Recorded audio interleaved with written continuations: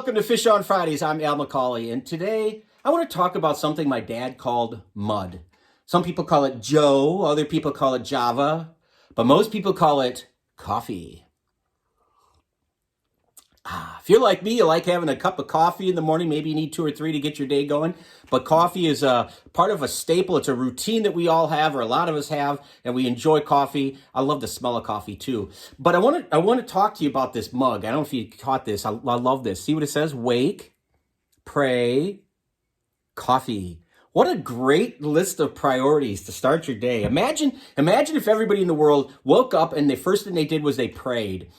For help, for direction, for guidance, for strength. And then they went about their daily business, drinking their coffee, going to work, whatnot. I think the world might be a little bit better place, but it's a great list of priorities. Anyway, I wanted to talk about this mug because I saw it on this great website called theurbancatholic.com. Emily Shimoleski is the producer of Fish on Fridays, and she tipped me off to this website. And I said, man, I love coffee, and I love that. I love how simple that is, wake, pray, coffee. And so I thought I got to get this. But theurbancatholic.com, like us at Fish on Fridays, their mission is to evangelize, and so they make hoodies and t-shirts and mugs, and it's a great way to show your faith and to evangelize others by virtue of using their products. So check them out when you have the chance, urbancatholic.com.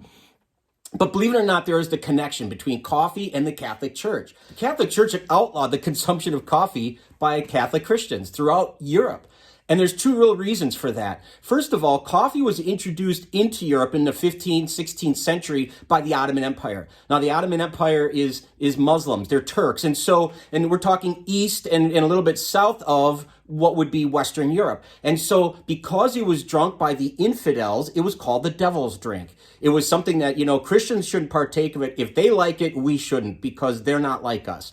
The second reason it was outlawed is because coffee made people agitated and anxious and hyper because it's a stimulant. And so it was probably looked at like a drug, like we would look at a drug today. And so the Catholic Church outlawed coffee. The problem is, you have increasing trade between the Ottomans and Christians in Europe, and coffee is still smuggled in. It's still being consumed. And it got to the point where the Pope at the end of the 16th century, a guy named Clement VIII, he was elected in 1592. Clement VIII said, I'm going to taste this coffee for myself, and I want to see what the hubbub's all about. And so the story is that he drank the coffee, and he loved it. And he said, this devil's drink is so delicious, it would be an absolute shame if we just had the infidels to drink it. And they were the only ones cursed to drink it. And so the story is that he baptized a vat of coffee, as if to say symbolically, by virtue of the baptism of this coffee, all coffee is acceptable now, and Christians throughout Europe and throughout the world can drink coffee. And so now the Catholic Church is fine with coffee because of Pope Clement VIII. Somebody most people have never heard of, but we can thank him if you like your daily Java. You can thank Pope Clement VIII, I suppose. Another interesting connection between coffee and the Catholic Church kind of materialized in Vienna, Austria, right around the 18th century. Now, let's backtrack a little bit. There was an offshoot of the Franciscan religious order called the Capuchins. They're called Capuchins because they had a hood or a cap, a cowl that they put over their heads when they would pray or walk around, in the city or wherever they were.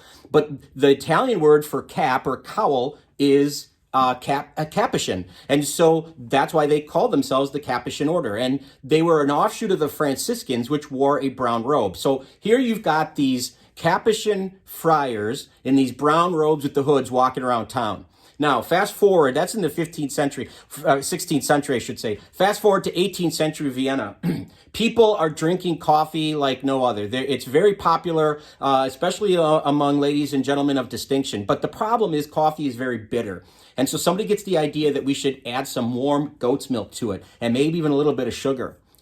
The problem is the resulting beverage is now something totally different. It's a new drink altogether. It's not black like the typical coffee. It's now a lighter shade. It's brown. And so people started to realize that the new beverage, the color, where I'm going with this, the color of the new beverage was brown, much like the Capuchins' robes. And so they called this new beverage cappuccino.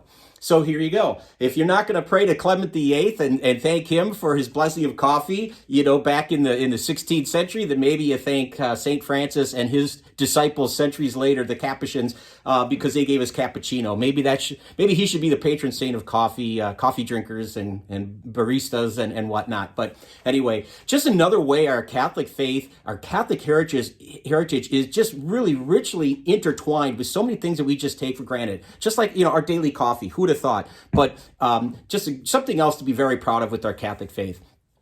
Appreciate you watching. If you want to share this content with somebody you know or love, maybe you want to share it with a coffee lover. Maybe you want to have a cup of coffee with them while you watch it.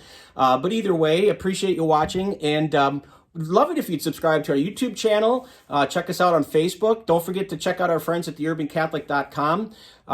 But as always, I'm really grateful that you tune in every Friday for Fish on Fridays. Hope you'll continue to do that. Until next time, be good to each other, and God bless.